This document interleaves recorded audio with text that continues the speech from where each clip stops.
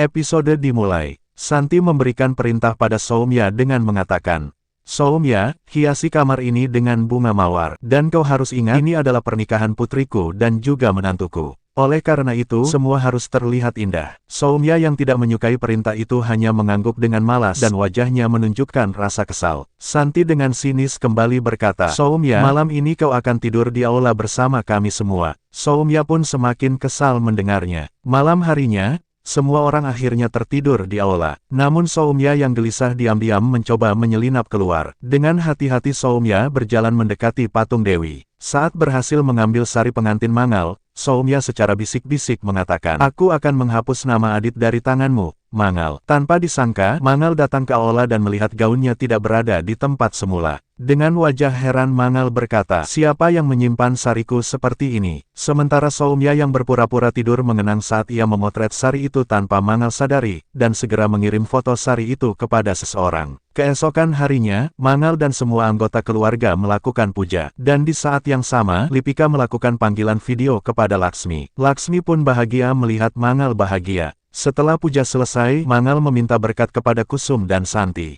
Kusum dan Santi memberikan banyak doa serta berkat, dan semua orang mengucapkan selamat ulang tahun pernikahan kepada Mangal. Tiba-tiba Soumya mendekati Mangal dan dengan manja mengatakan, "Mangal, berikan aku arti juga." Namun pada saat melakukan arti, tiba-tiba seorang pria datang membawa sebuah paket. Soumya dengan cepat mengambil paket itu dan berkata, "Ini milikku." Santi yang curiga segera mengatakan, "Soumya, apa isinya?" Soumya berkata, "Bi, ini pakaian-pakaianku untuk pesta pernikahan nanti." Kusum pun menatap Soumya dengan tajam dan mengatakan, "Kalau begitu, tunjukkan pada kami." Lipika segera mengambil paket dari Soumya. Di sisi lain, Adit sedang bersiap mengenakan pakaian pengantin. Akshar yang melihatnya segera berkata, "Ayah, kau tampak seperti seorang pahlawan hari ini." Gayatri pun kemudian meminta Laksmi untuk segera memakai sorban kepada Adit. Dengan hati-hati, Laksmi mengikatkan sorban itu di kepala Adit. Dalam momen itu, Adit dengan serius mengatakan, "Laksmi, apa yang kau inginkan untuk naik?" Laksmi menatap Adit dengan penuh harap,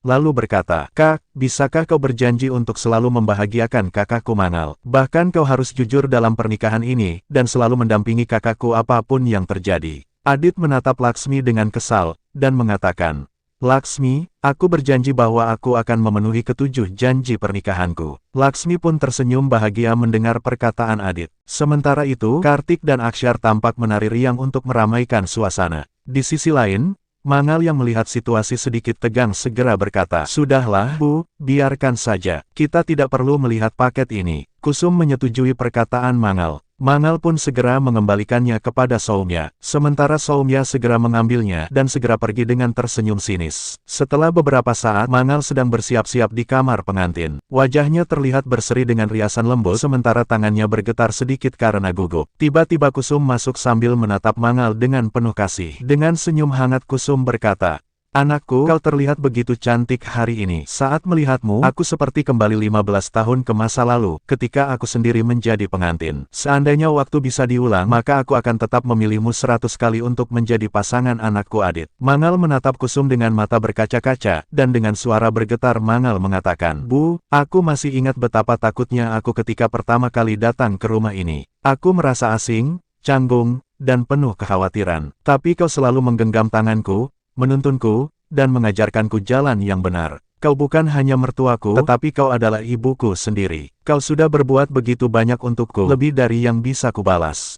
Kusum tersenyum, mencoba menyembunyikan air matanya, dan berkata, "Kalau begitu, biarkan aku mengirimkan makanan untukmu agar kau punya sedikit tenaga." Namun Mangal menggeleng lembut, dengan mengatakan, "Aku sedang berpuasa, Bu." Sebelum Kusum sempat membujuk Mangal, suara musik dan tabuhan dol terdengar dari luar. Kusum pun berkata, "Mangal, Barat sudah datang. Cepat bersiaplah untuk menyambut mereka." Mangal pun menganggukkan kepalanya. Di luar rumah, rombongan Barat tiba dengan meriah. Kartik berjalan di depan mengantar Adit yang tampak gagah dengan sorban dan serwani yang berkilauan. Sementara Soumya dengan raut wajah manis tapi penuh maksud tersembunyi, segera menyambut kedatangan Adit. Santi maju membawa tali untuk melakukan arti. Tetapi dengan penuh kebanggaan Santi berkata, "Kusum, kau yang harus melakukannya hari ini. Kau adalah ibu Mangal, maka tugasmulah untuk menyambut menantu laki-lakimu." Kusum segera melakukan arti kepada Adit. Soumya yang sibuk merapikan bunga-bunga di sekitarnya, tiba-tiba salah langkah dan berharap bahwa Adit akan meraihnya.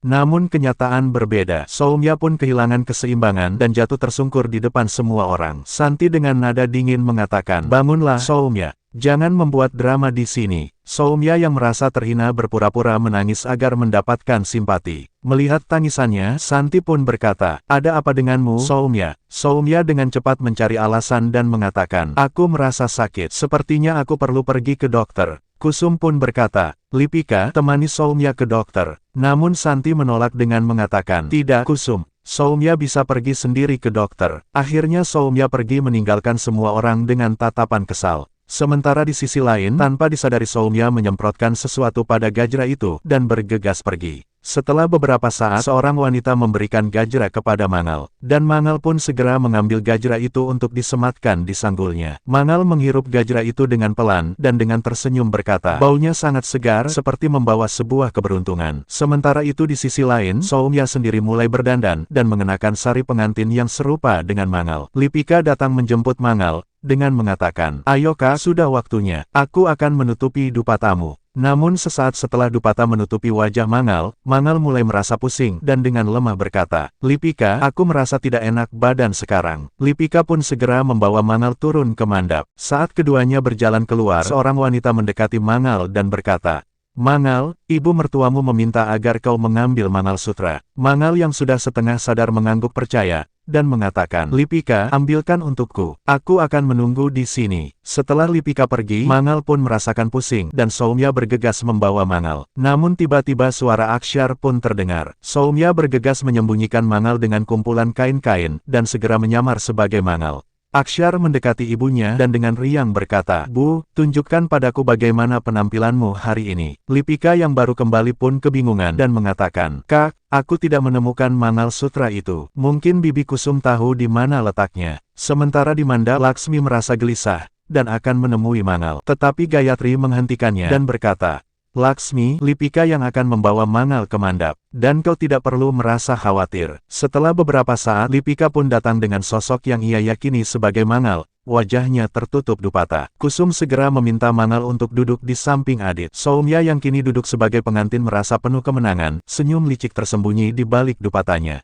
Lipika mengatakan, "Mangalsutra ada di sini." Kusum mengangguk dan berkata, "Iya Lipika, jadi apa masalahnya?" Lipika pun hanya terdiam. Pendeta segera memulai ritual pernikahan. Saat melakukan ritual, Adit yang duduk bersebelahan mulai merasa resah. Ketika ia melihat pantulan wajah Soumya di mangkuk air, ia dengan terkejut mengatakan, "Soumya, bagaimana bisa? Kalau ibu tahu ini, aku akan mati sekarang. Tapi aku tidak bisa membuka mulut sekarang." Kusum lalu meminta Mangal untuk mengenakan kalung. Soumya pun merasa cemas, sementara Mangal yang asli terbaring tak sadarkan diri di lantai. Laksmi akan membuka dupata Mangal, tetapi Adit menghentikannya, dan segera menggenggam tangan Soumya. Dengan cemas Adit mengatakan, "Mangal, tanganmu begitu dingin. Apakah kau tidak sehat?" Lipika berkata, "Ya Kak, kakakku memang sempat merasa pusing." Adit pun dengan berpura-pura cemas mengatakan, "Bu, aku akan membawa Mangal ke kamar sekarang." Adit segera menarik Soumya ke kamar dan mengunci pintu. Dengan nada marah Adit berkata, "Apa yang kau lakukan di sini, Soumya? Apakah kau sudah gila?" Soumya membela diri dengan mengatakan, "Kenapa, Adit? Apa kau menyalahkanku? Bukankah kau sendiri yang membuatku terjebak seperti ini?" Adit menghela napas berat dan berkata, "Soumya, aku lelah dengan semua ini. Aku tidak pernah menginginkannya. Semua yang terjadi ini karena kau selalu memaksaku berbohong pada keluargaku, menghabiskan waktu hanya denganmu. Sekarang lihat akibatnya. Bahkan ibuku mulai curiga akan perselingkuhan kita." Soumya menatapnya penuh rasa sakit dan mengatakan, "Adit, jadi kau menganggap ini semua salahku. Padahal aku melakukan semua ini hanya untuk memperbaiki suasana hatimu, untuk mendapatkan kembali kepercayaanmu. Kau sendiri yang memberiku satu kesempatan dan aku memanfaatkan hal itu."